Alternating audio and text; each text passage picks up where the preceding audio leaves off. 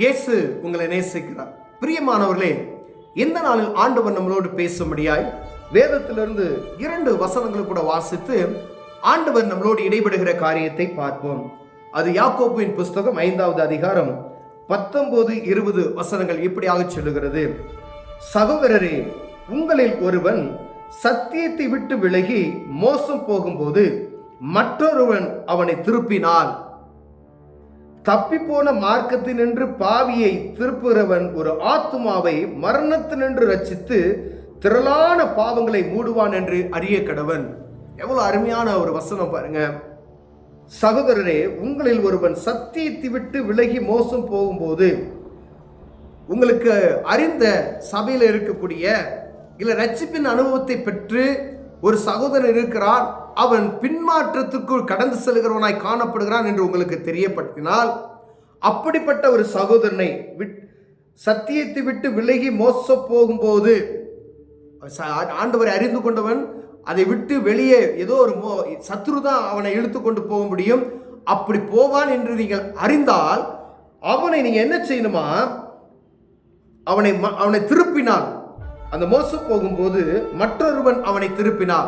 இன்னொரு ரட்சிப்பின் அனுபவத்தை பெற்ற ஒரு சகோதரனோ அவனை ஆண்டவருக்குள் வழிநடத்தும் பொழுது, இது தவறான பாதையில் போகிற, இது ஆண்டவர் கற்றுக் கொடுத்த காரியத்தை மறந்து விட்டாய், இது தவறு அப்படின்னு சொல்லி மீண்டுமாய் அவருக்கு சுவிசேஷத்தை அறிவித்து அவரை மீண்டுமாய் உயிர்மீட்சிக்குள் நாம் நடத்துவோமையானால், ஆண்டவர் சொல்கிறார், தப்பி போன மார்க்கத்தினின்று பாவியை திருப்புகிறவன் ஒரு ஆத்மாவை மரணத்தினின்று ரட்சித்து திரளான பாவங்களை மூடுவான் என்று அறிய கடவன். அப்ப பாவம் செய்கிற ஆத்மா சாகும் என்று வேதம் சொல்லுகிறது. பாவம் செய்கிற ஆத்மா மாறும். ஏன்னா அவன் மரணத்தினின்று அவனை ரட்சித்துக் கொள்ளுகிறாய். தெளிவா, தப்பி போன மார்க்கத்தினின்று பாவியை திருப்புகிறான் ஒரு ஆத்மாவை மரணத்தினின்று ரட்சித்து திரளான பாவங்களை, அந்த மரணத்தின் பாதையில் விளிம்பிற்கு அவ்வளவுதான். அந்த ரட்சிப்பினை விட்டு வெளியே போவோம்னா மரணம் அப்படின்னு சொல்லப்படுகிறது. ஏன்னா அது நமக்கு தெரியாது. ஏன்னா ஒருவன் தேவனுடைய அன்பை ருசித்து மீண்டுமாய் பாவத்துக்குள் விழுந்து வழிமாறி போனால் அது மரணத்துக்கு நேராக தள்ளி போய்விடும். ஆனா அப்படி ஆகாதபடிக்கு தடுத்து நிறுத்தக்கூடிய ஒரு மனிதனை குறித்து ஆண்டவர் இங்க எழுதி வைத்திருக்கிறார். அவனுடைய ஜீவனை காக்கிறவனாய் இருக்கிறான் என்று எழுதப்பட்டு இருக்கிறது. பிரியாவை அவனை மரணத்தில் நின்று மீண்டும் என்ன செய்யறான், தப்பிவித்துக் கொள்வதற்கு ஆண்டவர் அந்த சகோதரனை பயன்படுத்துகிறார். அப்படின்னா நமக்கு தெரிந்த எத்தனையோ இடறி போன ஆத்துமாக்கள் உண்டு. யாரோ பேசுறது நிமித்தமாய் இடறி அவர்கள் ஆவிக்குரிய வாழ்க்கையை விட்டு பின்மாறிக்கு கடந்து சென்று விடுவார்கள். ஏதோ ஒரு காரியம் அவர்களை பின்மாற்றத்துக்கு நடத்திவிடும். அப்படிப்பட்டது ஆத்துமாக்கள் நமக்கு கண்களுக்கு முன்பு அநேகம் பேர் இருப்பாங்க. அவங்க பாவம் செய்திருப்பாங்க, அவங்க ஏதோ ஒரு வழியில தவறு பண்ணியிருப்பாங்க. அப்படிப்பட்ட ஆத்மா இடறி போய்விடாதபடிக்கு மீண்டுமாய் அவர்களுக்கு ஒரு வாய்ப்பை கொடுத்து, ஏன்னா ஆண்டவர் மன்னிக்கிறவராய் இருக்கிறார். எல்லா மனிதர்களும் அவர் நியாயத்திற்கிறவராய் இருக்கிறார். ஆனா மன்னிக்கிறவரும் அவரே. பிரியமானவர்களே, கிருபையின் காலத்தில் இருக்கிற நாம் அவர் வருகை வரும் வரைக்கும் நாம் மன்னிப்பை பெற்றுக்கொள்ள முடியும் என்பதை அறிந்து, ஒருவேளை அப்படி தப்பி போயிட்டான் அப்படின்னு சொன்னா அந்த பாவத்திலிருந்து மீண்டுமாய் அவரை ரட்சிப்புக்குள்ள மீண்டுமாய் அழைத்து கொண்டுவதற்கு நாம் எவ்வளவு பிரயாசப்படுகிறவராய் காணப்படுகிறோம் என்று பார்க்கும்படியாய் ஆண்டவர் உங்களோடும் என்னோடு பேசுகிறார். பிரியமானவர்களே, அப்ப வழி விலகி போகிற ஒரு ஆத்மாவை நீங்கள் மீண்டுமாய் இழுத்து தேவ சமூகத்துக்கு அன்பை காட்டி கொடுக்கும்படி ஆண்டவர் விரும்புகிறார். எல்லாரும் தப்பு செய்கிறாங்க, அவங்களுக்கு உணர்த்தக்கூடிய உணர்வின் ஆவியை நாம் வைத்திருந்தோம்.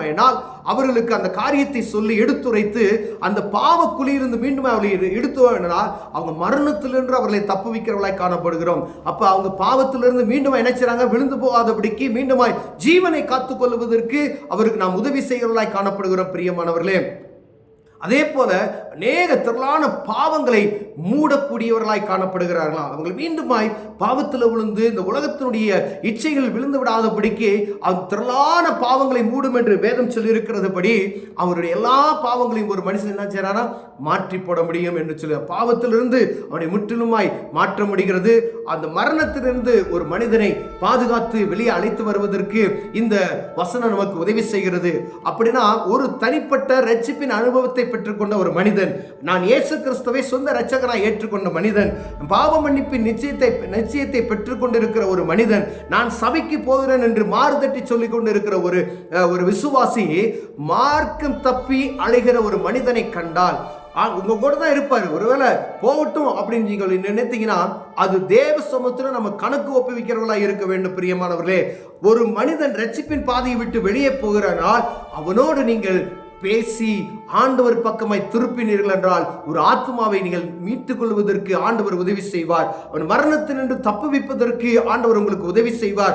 அந்த மனிதனுடைய எல்லா திரளான பாவங்களை மூடுவதற்கு கர்த்தர் உங்களுக்கு உதவி செய்ய வல்லமையுள்ளவராய் இருக்கிறார். பிரியமானவர்களே, எத்தனை பேர் இந்த காரியத்தை நாம் செய்கிறோம் தெரியல.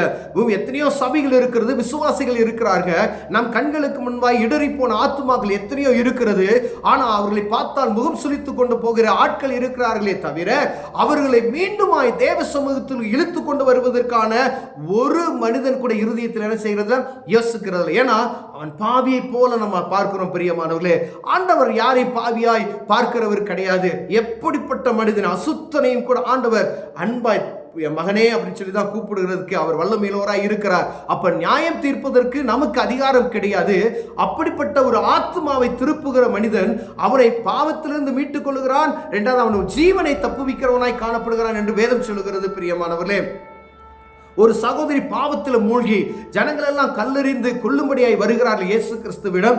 அவர் உட்கார்ந்து தரையில் எழுதுகிற ஒரு காரியத்தை நம் வேதத்தில் நாம் வாசிக்கிறோம். பிரியமானவர்களே, உங்களில் யாராவது பாவம் செய்யாதவன் இருந்தால் இவள் மேல் முதலில் கல்லெறிய கடவன் என்று சொன்னார் ஆண்டவர். ஆனால் ஒருவன் கூட அது துணிந்து கல்லெறிவதற்கு துணியவில்லை. எல்லாம் என்ன செஞ்சுட்டாங்க, போயிட்டாங்க. அப்ப அந்த சகோதரிக்கு ஆண்டவர் சொல்றாரு, இயேசு கிறிஸ்துவின் பாவத்தை நான் உன்னை மன்னிக்கிறையா, அவங்க எல்லாம் உன்னை ஒன்றும் செய்யல, அவங்க எல்லாம் உன்னை தண்டிக்கல, நானும் உன்னை தண்டிக்கல, இனி நீ பாவம் செய்யாதே என்று சொல்கிறார். எல்லா மனிதனுக்குள்ளேயும் பாவம் இருக்கிறது. அப்போ ஒரு தவறி போகிற ஒரு ஆத்மா இருக்கிறதுனா அவரை குற்றப்படுத்தி மீண்டும் மீண்டும் இன்னும் அவனை பாதாளத்துக்குள் தள்ளுவதை பார்க்கலும் இந்த கிருபையின் காலங்களில் இருக்கும் பொழுது உங்க பக்கத்தில் இருக்கக்கூடிய உங்க சகோதரனையோ உங்க பக்கத்தில் சபையில் இருக்கக்கூடிய ஒரு தம்பியோ தவறி போகிறவனை அவனுக்கு ஆறுதல் சொல்லி அவனுக்கு தேர்தலான வார்த்தைகளை சொல்லி மீண்டுமாய் தேவ சமூகத்துக்கு இழுத்து வருவதற்கு எத்தனை வாலிபர்கள் ஆயத்தமாய் இருக்கிறோம், எத்தனை சகோதரிமார்கள் ஆயத்தமாய் இருக்கிறோம், எத்தனை விசுவாசிகள் ஆயத்தமாய் இருக்கிறோம் என்பதை பார்க்கும்படியாய் விசுவாசிகளுக்கும் வாலிபர்களுக்கும் ஆண்டவரை அறிந்து கொண்ட ஒவ்வொரு பிள்ளைகளுக்கும் ஆண்டவர் பேசுகிறார். பிரியமானவர்களே, ஒரு ஆத்மாவை நீங்க இடறி போகிற ஆத்மா பார்த்தீங்கன்னா பாவியாய் பார்க்காதபடிக்கு அது ஒரு ஆத்மா என்று பாருங்க. ஏன்னா ஜீவனை மரணத்துக்கு நேரம் அவங்க தள்ளி போய் விடுவார்கள் என்று வேதம் சொல்லுகிறது.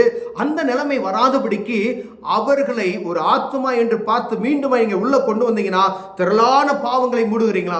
அதே போல மரணத்தில் இருக்கிற ஒரு மனிதன் என்ன செய்யறீங்களா, மீட்டுக் கொள்கிறேன் என்று வேதம் சொல்லுகிறது. பிரியமானவர்களே, உங்களை ஆண்டவர் ஆசீர்வதிப்பாராக. ஒரு குற்றமுள்ள மனிதனை குற்றவாளியாய் நிறுத்தாதபடிக்கு அவளை மீண்டும் தேவ சமூகத்துக்கு இழுத்து வருவோமே. ஆனால் ஆண்டவர் நம்மை ஆசீர்வதித்து நம்மை காக்க வல்லமையுள்ளவராய் இருக்கிறார். கண்களை மூடுவோம். ஜெபம். அன்பின் தகப்பனே, ஆண்டவரே, இடறுகிற ஆத்துமாக்களை குறித்து நாங்கள் ஆண்டவரே குற்றவாளிகளைப் போல நாங்கள் பார்க்கிறோம். ஆண்டவரே, அவர்களை மீண்டும் திருப்பும் பொழுது ஆண்டவர் சொல்லியிருக்கிறீங்க வேதத்துல, ஒரு மரணத்திலிருந்து ஒரு மனிதனை நீ மீட்டுக் கொள்ளுகிறாய் என்று சொல்லியிருக்கீங்க. ஆண்டவரே, திரளான பாவங்களை நீ மூடுகிறாய் என்று சொல்லியிருக்கீங்க. ஆண்டவரே, அன்னையிலிருந்து எங்களுக்கு அப்படிப்பட்ட ஒரு ஞானத்தை தாங்க நாங்கள் செபிக்கிறோம். ஒரு மனுஷன் இடறிட்டானா அவனை துச்சமாய் எண்ணாதபடிக்கு அவனை மீண்டுமே ஆண்டவருக்குள் கொண்டு வருவதற்கான காரியத்தை செய்ய எங்களுக்கு உதவி செய்யுங்க. இயேசுவின் நாமத்தில் பிதாவே, ஆமென்.